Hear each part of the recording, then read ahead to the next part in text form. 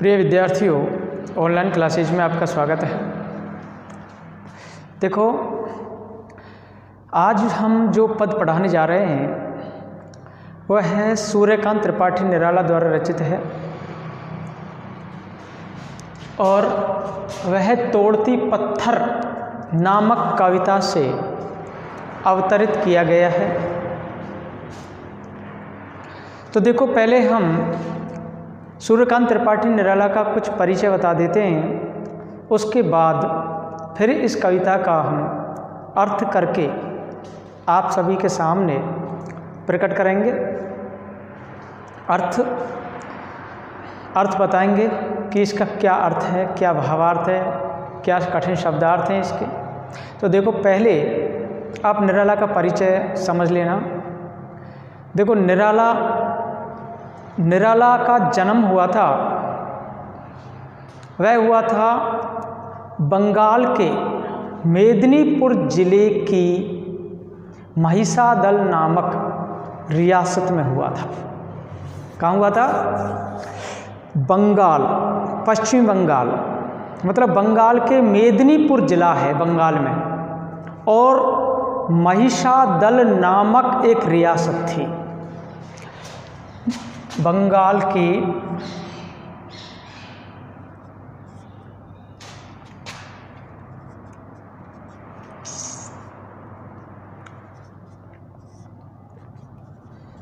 जिले के महिषादल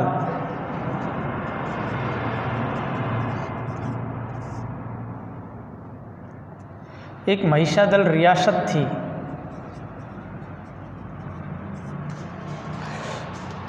इनका जो जन्म हुआ है बंगाल के मेदिनीपुर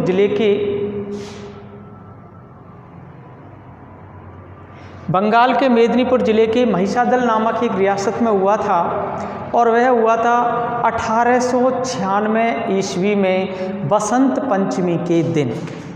कब हुआ था? 1896 ईस्वी में बसंत पंचमी के दिन।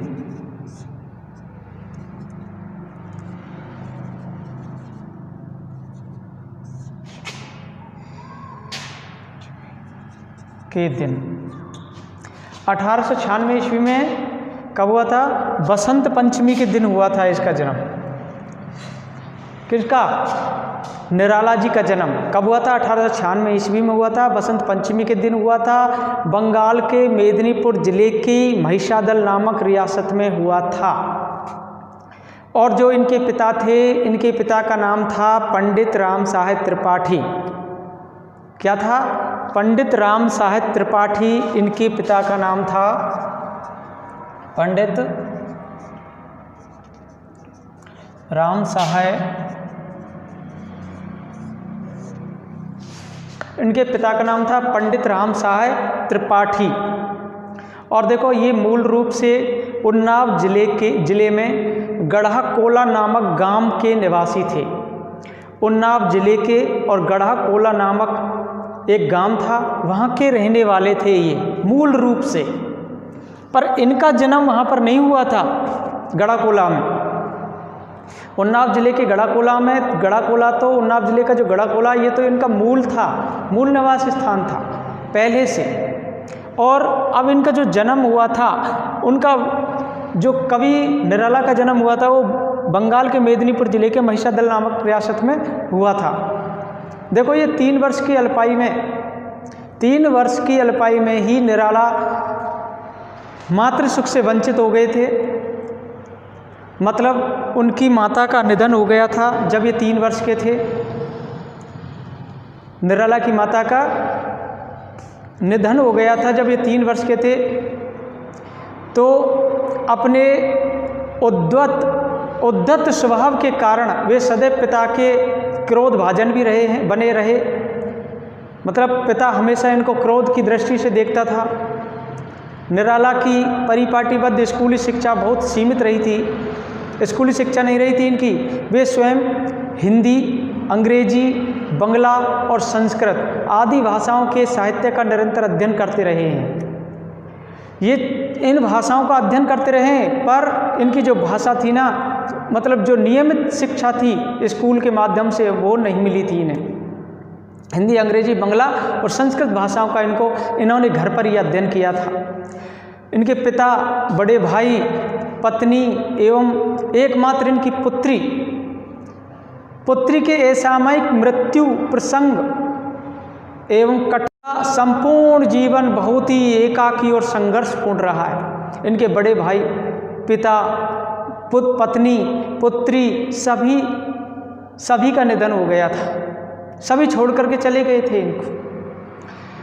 अपने अंतिम समय में वे मानसिक संतुलन खोकर के विक्षिप्त हो गए थे। उनका मानसिक संतुलन खो गया था, पागलपन की स्थिति हो गई थी। और निराला जी का जो निधन हुआ था वो 15 अगस्त सन 1961 को हुआ था। 1896 में जन्म है और 1961 में इनकी मृत्यु है। इनका जन्म तो 1896 में और मृत्यु 1800 देखो, जन्म हुआ था इनका 1896 में, बसंत पंचमी के दिन हुआ था, और इनकी मृत्यु हुई थी जो 1961 ईस्वी में हुई थी। कब हुई थी? 1961 ईस्वी में इनकी मृत्यु हुई थी। 15 अगस्त 1961 ईस्वी में इनकी मृत्यु हुई थी। अब देखो, जो निराला जी थे, निराला जी का बाह्य रूप बहुत ही तेजस्वी पौरुष संपन्न थे। लंबा कद था इनका, बलिष्ठ शरीर था, गेहुआ रंग था एवं गंभीर दृष्टि, सब मिलाकर वे ग्रीक दार्शनिक के रूप में लगते थे, जैसे कि कोई ग्रीक दार्शनिक हो, यूनानी विद्वान हो। उन्हें रहन सहन, खान पान, स्वागत सत्कार, कला, संगीत का बहुत बड़ा शौक था। उनका हृदय अत्यंत उदार था, लेकिन वे दुराग्रही की सीमा तक स्वाभिमानी थे। उनका संपूर्ण व्यक्तित्व निर्भीकता, आत्मीय सहृदयता, अविचल आत्मदृढ़ता से संपन्न था। और ये रागात्मक एवं विरागात्मक वृत्तियों के अद्भुत संगम हैं। और देखो, निराला जी की जो रचनाएं हैं, निराला की सृजनात्मक प्रतिभा ने साहित्य की सभी विधाओं को समृद्ध किया है। उनकी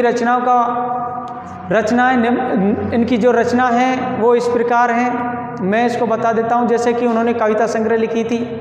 देखो, इनकी अनामिका, परिमल, गीतिका, कुक्कुरमुत्ता, अड़ीमा, बेला, नए पत्ते, आराधना, अर्चना, वर्षा गीत, ये इनके कविता संग्रह थे। कौन कौन से? अनामिका, परिमल, गीतिका, कुक्कुरमुत्ता, अड़ीमा, बेला, नए पत्ते, अर्चना, वर्षा गीत, ये इनके क्या थे? ये कविता संग्रह थे। और इन्होंने एक खंड काव्य लिखा था, तुलसीदास। कौन सा खंड काव्य लिखा था? तुलसीदास। इनका एक खंड काव्य था, ये इनका खंड काव्य था तुलसीदास। और इन्होंने जो उपन्यास लिखे थे, अप्सरा, अलका, प्रभावती, निरुपमा, चोटी की पकड़, काले कारनामे, चमेली, ये इनके क्या थे? उपन्यास थे। और कहानी संग्रह इन्होंने कहानी भी लिखी थी, लिली, सखी, चतुरचमार, सुकुल की बीवी, ये क्या थे? इनके कहानी संग्रह थे। रेखा चित्र लिखे थे इन्होंने, जैसे कुल्ली भाट, बिल्लेसुर बकरिया। निबंध भी इन्होंने काफी लिखे थे, जैसे प्रबंध पदम, चयन प्रबंध, प्रतिमा, चाबुक, रविंद्र कविता कानन, ये इनके निबंध संग्रह थे। अनुवाद भी इन्होंने किए थे। आनंद मठ का अनुवाद किया था, कपाल कुंडला, चंद्रशेखर, दुर्गेश नंदिनी आदि। तो देखो, जीवनियाँ भी इन्होंने लिखी थी, ध्रुव, भीष्म, राणा प्रताप आदि जीवनियाँ लिखी थी। नाटक भी लिखे थे इन्होंने, जैसे समाज, शकुंतला, उषा, अनिरुद्ध, ये इनके नाटक थे। और इन्होंने कुछ स्फुट रचनाएं भी लिखी थी, जैसे रस अलंकार, वात्सल्य, कामसूत्र, ये इनकी रचनाएं थी, स्फुट रचनाएं थी। तो देखो, निराला जी का ये जीवन परिचय था, काव्य परिचय भी था। तो देखो अब हम निराला जी की जो ये कविता है इसका अर्थ करके बताते हैं, तो आपको ये ध्यान से सुनना है। देखो मैं एक बार इसको पढ़ता हूँ। वह तोड़ती पत्थर देखा मैंने उसे इलाहाबाद के पथ पर, वह तोड़ती पत्थर। कोई न छायादार पेड़ वह जिसके तले बैठी हुई स्वीकार, श्याम तन भर बंधा यौवन, नत नयन प्रिय कर्मरत मन, गुरु हथौड़ो हाथ करती बार बार प्रहार, सामने तरु मालिका टालिका प्रकार। तो देखो इसमें कुछ कठिन शब्द हैं 2-3, जैसे श्याम। श्याम का अर्थ क्या होता है? श्याम का अर्थ होता है सांवला। क्या अर्थ होता है? सांवला। और अट्टालिका है। अट्टालिका का मतलब, अट्टालिका किसे कहते हैं? अट्टालिका कहते हैं महल को। किसे कहते हैं? महल को। और प्राकार है, प्राकार परकोटा को कहते हैं। नयन माने नेत्र होता है। तो देखो बच्चों, ये इसके कठिन शब्दार्थ हैं, कुछ ज़्यादा नहीं है, सीधी भाषा में लिखा गया है, बिल्कुल सरल भाषा में ये पद अवतरित है। तो देखो मैं अब इसका अर्थ करता हूँ, आपको ध्यान से सुनना है। वह तोड़ती पत्थर देखा मैंने उसे इलाहाबाद के पथ पर, वह तोड़ती पत्थर। सबसे पहले मैं समझा देता हूँ। प्रस्तुत अवतरण कवि सुमित्रानंद पंत द्वारा रचित निराला पंत बोल गया मैं, निराला का पद है ये अवतरण सूर्यकांत त्रिपाठी निराला द्वारा रचित अनामिका काव्य संग्रह के वह तोड़ती पत्थर कविता से उद्धृत किया गया है। किससे? ये अनामिका, ये जो है अनामिका से किया गया है। अनामिका से ये जो संग्रह है, काव्य संग्रह अनामिका इनका, उस काव्य संग्रह अनामिका से लिया गया है। और इस कविता का नाम है वह तोड़ती पत्थर। तो देखो जो ये पद है, इस पद में कवि निराला ने एक गरीब श्रमिक महिला का चित्र प्रस्तुत किया है, जो वे पत्थर तोड़ रही है, कठिन परिश्रम कर रही है, उसका यहाँ पर चित्र प्रस्तुत किया है कवि निराला ने, उस गरीब श्रमिक महिला का। तो देखो कवि निराला क्या कह रहे हैं। कवि निराला कहते हैं कि उसने इलाहाबाद के पथ पर किसी मजदूर स्त्री को देखा जो वे पत्थर तोड़ रही थी। कोई मजदूर स्त्री थी, तो निराला ने उसे इलाहाबाद के पथ पर उस मजदूर स्त्री को देखा, वो क्या कर रही थी? पत्थर तोड़ रही थी। और गर्मी, बहुत ही भयानक गर्मी पड़ रही थी, ऐसी लू चल रही थी जो कि पूरे शरीर को झुलसा दे। फिर निराला जी वहीं ठहर जाते हैं, रुक जाते हैं। निराला जी जब रुक जाते हैं तो उसे देखने लगते हैं। निराला जी उसे देखने लगते हैं। कवि ने उसके प्रति एक सहानुभूति दिखाई है। कवि ने उस औरत के प्रति, उस जो कठोर परिश्रम कर रही थी, पत्थर तोड़ रही थी, उसके प्रति एक सहानुभूति दिखाई है। कवि कहता है वह तोड़ती पत्थर देखा मैंने उसे इलाहाबाद के पथ पर, वह तोड़ती पत्थर। कवि कहता है कि वह मजदूरनी बैठी हुई पत्थर तोड़ रही थी। उसे मैंने इलाहाबाद के किसी पथ पर, किसी रास्ते पर पत्थर तोड़ते हुए देखा था। इलाहाबाद के रास्ते में पत्थर तोड़ते हुए देखा था। किसको? एक मजदूरनी को। बड़े बड़े पत्थरों को तोड़ करके वह उनकी छोटी छोटी गिट्टियां बना रही थी। जो बड़े बड़े पत्थर थे उनको हथौड़े से तोड़ रही थी और क्या कर रही थी, छोटी छोटी गिट्टियां बना रही थी। कोई ना छायादार पेड़ वह जिसके तले बैठी हुई स्वीकार, कोई ना छायादार पेड़ वह जिसके तले बैठी हुई स्वीकार, जिस वृक्ष के तले, जिस वृक्ष के नीचे, कवि कहते हैं कि जिस वृक्ष के नीचे वह पत्थर तोड़ने का जो कार्य कर रही थी वह वृक्ष छायादार भी नहीं था, उसके नीचे छाया नहीं थी, किंतु वह मजदूरन छायाहीन वृक्ष के नीचे असहाय स्थिति में बैठ करके कार्य कर रही थी। वह असहाय मजदूरन उस छायाहीन वृक्ष के नीचे बैठ करके कार्य कर रही थी, पत्थर तोड़ रही थी। श्याम तन भर बंधा यौवन, नत नयन प्रिय कर्म रत मन। देखो उसका शरीर था, उसका शरीर सांवला था। कैसा था? श्याम तन, उसका शरीर सांवला था, उसका यौवन अपने चरम रूप को प्राप्त हो रहा था। उसका जो यौवन था वह चरम रूप को प्राप्त हो रहा था, वह यौवन से परिपूर्ण हो चुकी थी। और देखो उसके भरे यौवन के प्रतीक जो उरोज थे, उसके वक्षस्थल था, वो उसने उसको कस करके बांध रखा था। श्याम तन भर बंधा यौवन, वो सांवली शरीर वाली, उसका यौवन चरम रूप पर प्राप्त हो रहा था। नत नयन प्रिय कर्म रत मन।